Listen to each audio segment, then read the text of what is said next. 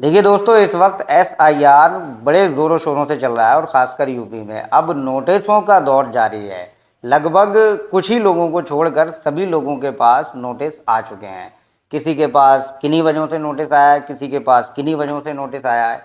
इस नोटिस के दौर में एक BLO ने कुछ लिखा है, वो मैं आपको सुनाऊंगा और फिर नोटिस का किस तरीके से आपको रिप्लाई करना है वो भी मैं आपको बताऊंगा। तो वीडियो में एंड तक बने रहिएगा, बहुत कुछ इस वीडियो से आपको सीखने को मिलेगा। देखिए, एक BLO ने लिखा है कि आधार कार्ड की अनंत यात्रा और बीच में फंसा BLO। गांव का मतदाता आजकल सच में कंफ्यूज है, वो पूछ रहा है। वाकई कंफ्यूज है गांव का मतदाता। और आधार कार्ड बेचारा फंसा हुआ है। कोई कह रहा है कि भी मानेंगे, कोई कह रहा है कि नहीं मानेंगे। कोई BLO कह रहा है भाई ये पहचान का प्रमाण है, कोई कह रहा है यार इसमें तो एड्रेस भी है, इसमें तो डेट ऑफ बर्थ भी है, तो भैया आप इसे जो है पहचान का प्रमाण काहे मान रहे हो। मतलब इस तरीके की बातें चल रही हैं। और ये जो दौर चल रहा है, ये नोटिसों वाला दौर है। लोग बड़े परेशान हो गए हैं इससे। मतलब प्रधानी में दे दिया वोट, विधानसभा में दे दिया, डबल वोटर लिस्ट में भी दे दिया, पहले भी दे दिया, अब फिर नोटिस आया है। हद है यार। मतलब इतनी बार वोट दे दिया, उसके बावजूद नोटिस आ गया है। आधार कार्ड लेकर आइए। मतदाता बोले मास्टर साहब कितनी बार देंगे, वोटर कार्ड बन रहा है या आधार की परिक्रमा चल रही है। मतलब सोचने वाली बात है ना, कितनी बार आधार कार्ड दिया जाएगा। और उधर BLO घर घर जाओ, दस्तावेज लो, फोटो अपलोड करो, समझाओ, मनाओ, सुनो, और फिर घर जाकर आधा घंटा BLO ऐप में बैठो, सारे डॉक्यूमेंट डिस्पेंसरी लॉजिकल वाली फाइलों में डालो। मतलब ऐसा हुआ है कि जब BLO उसमें डाटा अपलोड कर रहे हैं, नोटिस का लोगों के जवाब जब उसमें डाल रहे हैं, तो आधा आधा घंटा तक सर्वर पे अपलोड नहीं हो रहा डाटा। BLO का जो ऐप है वो भी काम नहीं कर रहा है। मतलब एकदम प्रॉब्लम ही प्रॉब्लम है। लोगों के साथ तो प्रॉब्लम है ही है, बेचारे BLO के साथ भी बड़ी प्रॉब्लम है। एंट्री करो, सुनवाई करो, ऑनलाइन वेरिफिकेशन करो, फिर सुधार करो, फिर दोबारा अपलोड करो। मतलब दिन में फील्ड वर्क और रात में ऑनलाइन ऑफिस। और ये सब उस समय जब गांव में आलू खुदाई शुरू, खेत में काम शुरू, लोगों को अपने माता पिता के आधार कार्ड खेत से ढूंढ कर लाने पड़ रहे हैं, ऊपर से खर्चा भी मतदाता का।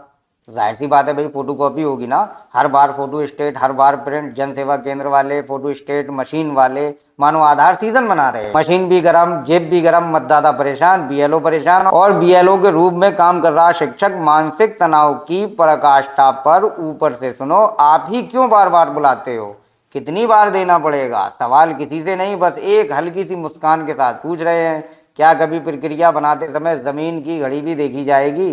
मतदाता भी अपना है, BLO भी अपना है, और शिक्षक भी इंसान है, मशीन नहीं है। तो ये कुछ चल रहा है नोटिसों के इस दौर में। BLO भी बड़े परेशान हैं और जो मतदाता हैं वो तो बेचारे परेशान है ही हैं। अब किसी के पास नोटिस ये आ गया है, अब जैसे किसी के हैं 6 भाई, तो नोटिस में ये आया है कि भाई 5 लोगों ने या 6 लोगों ने और दावा किया है कि आपके बाप उनके भी बाप हैं। क्या लॉजिक वाला नोटिस है यार। किसी की ज़रा सी स्पेलिंग में मिसिंग है तो उसका भी नोटिस।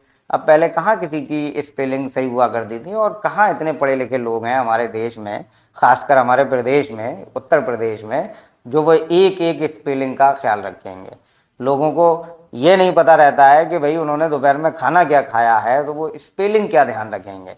अब उसमें ये चल रहा है कि भाई आप माता पिता की 2003 की लिस्ट लाओ, ठीक है, आधार कार्ड लाओ, उसके अलावा और भी कागजात लेकर आओ, फिर माता पिता की ID भी लेके आओ। अब एक मज़े की बात मैं आपको बताता हूँ। मैं गया BLO के पास, वहाँ SDM साहब भी आए हुए थे। तो अब जैसे फॉर एग्जांपल मैं हूँ, तो मेरे माता पिता दोनों में से कोई भी नहीं है। माँ का देहांत हो गया था 2006 में, और मेरे फादर का इंतकाल हो गया था 2019 में। अब फादर का मृत्यु प्रमाण पत्र जैसे ही बना, उनका आधार कार्ड हो गया डीएक्टिवेट, है ना, बिल्कुल बराबर बात हो गई।